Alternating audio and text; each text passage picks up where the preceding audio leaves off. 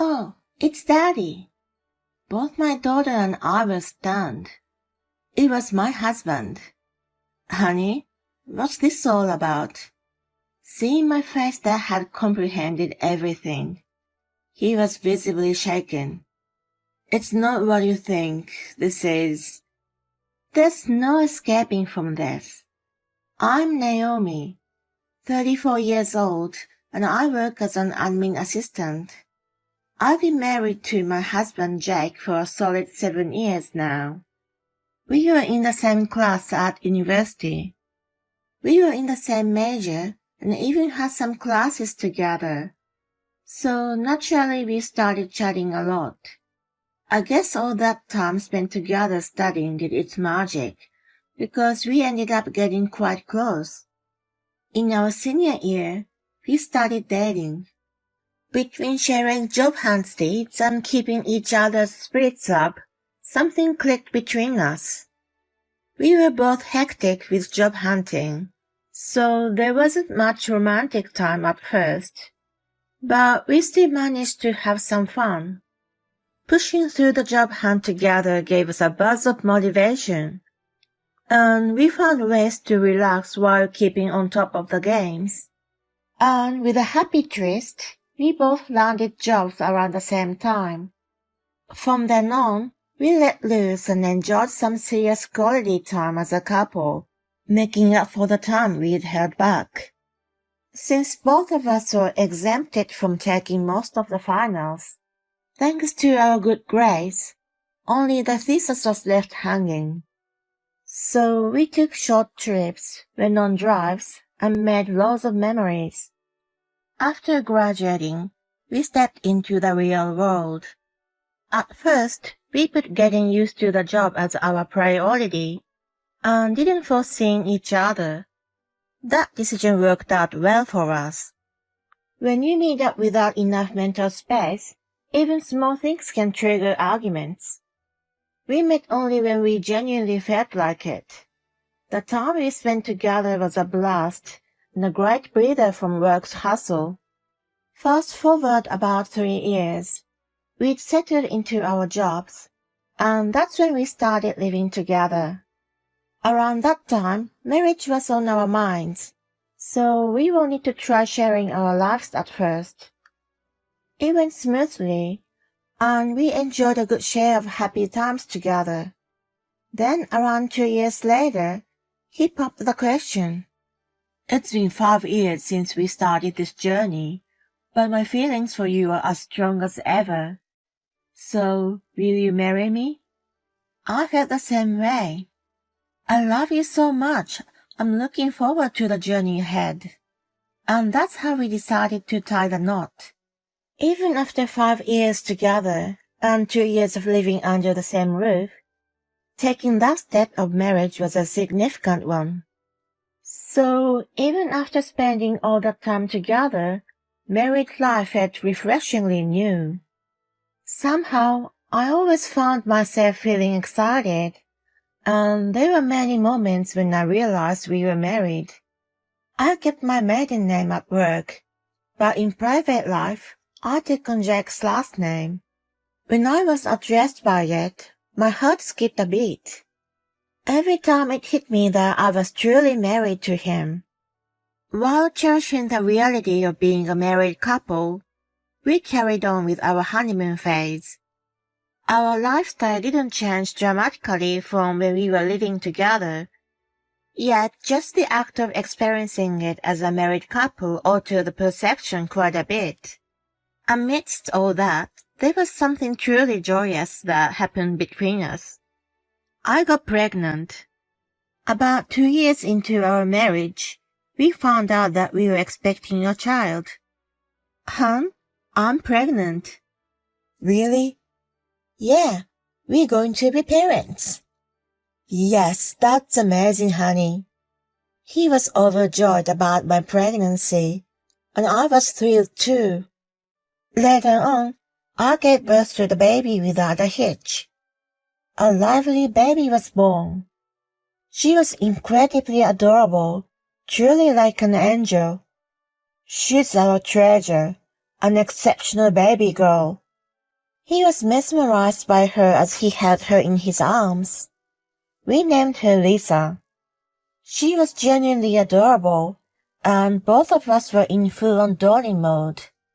I made maximum use of maternity leave, plus as much unpaid leave as I could get, so I got to spend all my time with her. Jake had to work, so he rushed back home every night.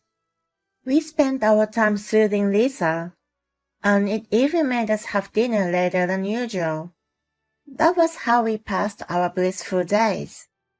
When Lisa started crawling or took her first steps, we were overjoyed and captured countless videos and photos. She grew fast, and before we knew it, she was able to speak. Mama? Oh, how cute! You can call me now. Every time she achieved something, we cheered. We were totally those overly darling parents, but the feeling of happiness was unmatched.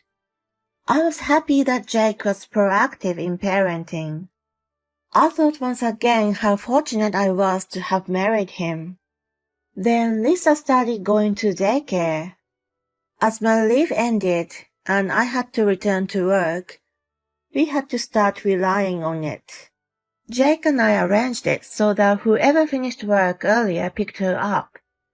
When our timing aligned, we went to pick her up together and headed home as a family of 3.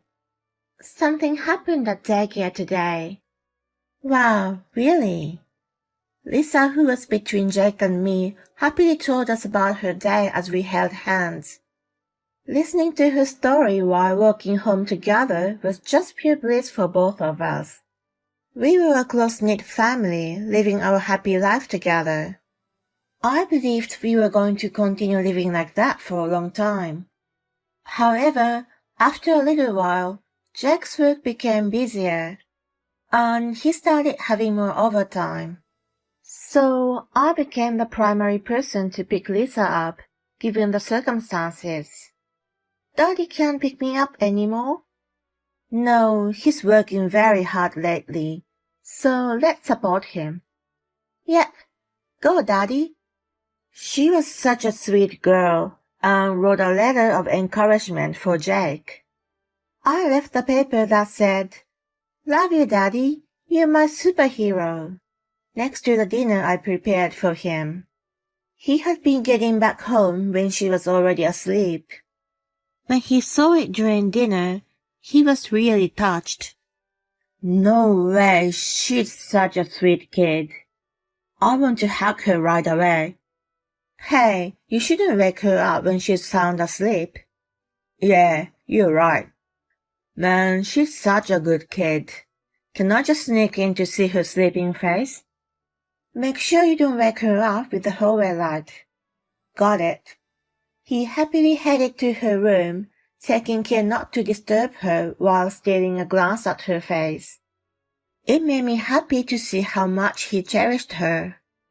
That was precisely why it was a bit unfortunate that his work kept him really busy, and we didn't get much family time together. Saturdays often end up being work days for him, so he couldn't even go out and have fun with us. Sorry, Lisa. Dad's got work again today.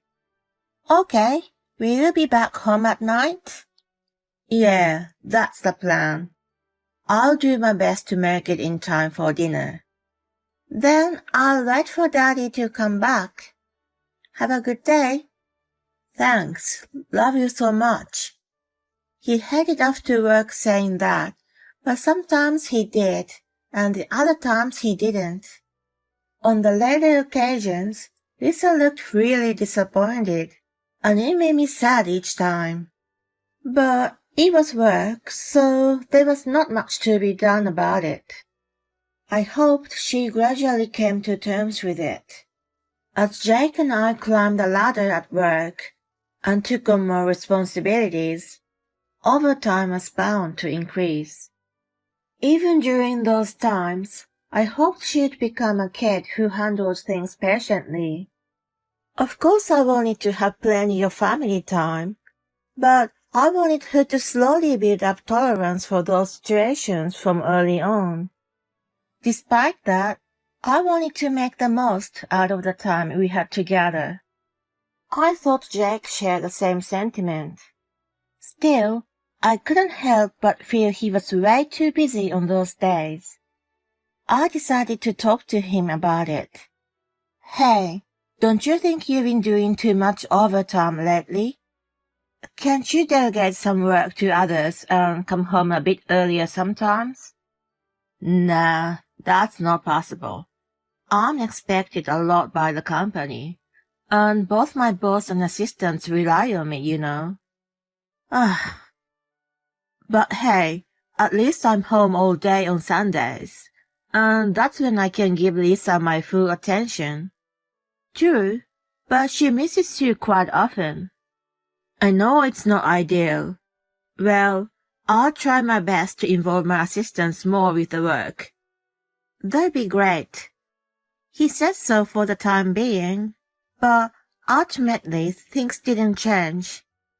I gradually stopped expecting much from him. Well, being busy was unavoidable, and it wasn't like he didn't care about Lisa. So I thought I'd step in and give her plenty of attention in his place. Then she turned 5 and started learning the piano.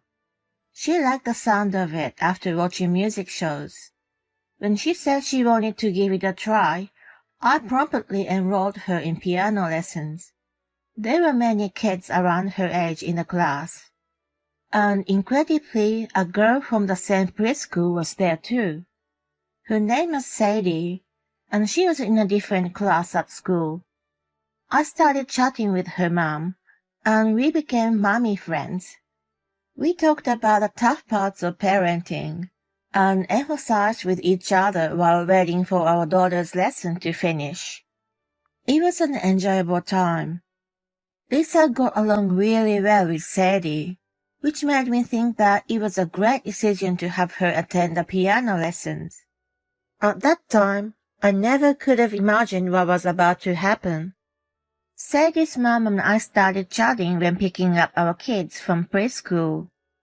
I heard from the teacher that Lisa even started visiting Sadie from another class. Sadie was also a sweet girl and treated Lisa kindly. It was great that she made such a good friend and enjoyed going to school. One day, I received a message from Sadie's mom. An urgent matter came up, and she couldn't make it to pick-up time, so she asked if I could pick Sadie up together with Lisa. It was a day when there was a piano lesson after school, and we were planning to head straight there. She could come around the middle of the lesson, so she wanted me to bring Sadie there. I didn't see any problem and went to pick the girls up. Sadie's mom had already informed the school, so the teacher was aware of the arrangement. 3 of us left school and headed to the lesson. It was an incredibly hot day, and the girls looked really uncomfortable in the heat. Since we had a little time before the lesson, I decided to stop by the ice cream truck. We sat on a bench at a nearby park and enjoyed our ice creams. The kids looked so delighted as they ate. Then we took a slightly different route to the class. While we were walking, Sadie suddenly pointed forward and said, "Look, it's Daddy." What?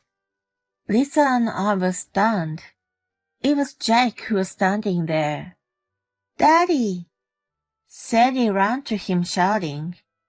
It seemed like he'd just come out of a nearby building, probably after finishing some work outside. From what Sadie said, I understood everything. Surely he had been visiting her home multiple times, which meant he was having an affair with her mom. I slowly walked toward him. He looked startled when he noticed Lisa and me. What on earth is this about? Why is she calling you Daddy? Seeing my expression, which showed a realization, He was extremely shaken. No, it's not like that. This is, there's no way to talk your way out of this anymore.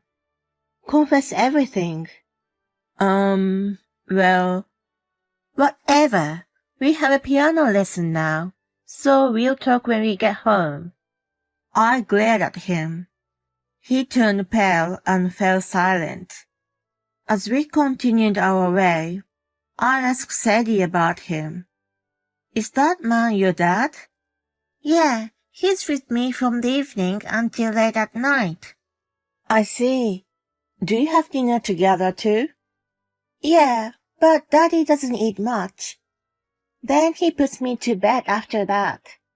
It sounded like Jake wasn't working overtime at all, but instead, he was visiting Sadie's house every day. I, of course, was shocked, and Lisa fell silent by this revelation. My heart ached for her.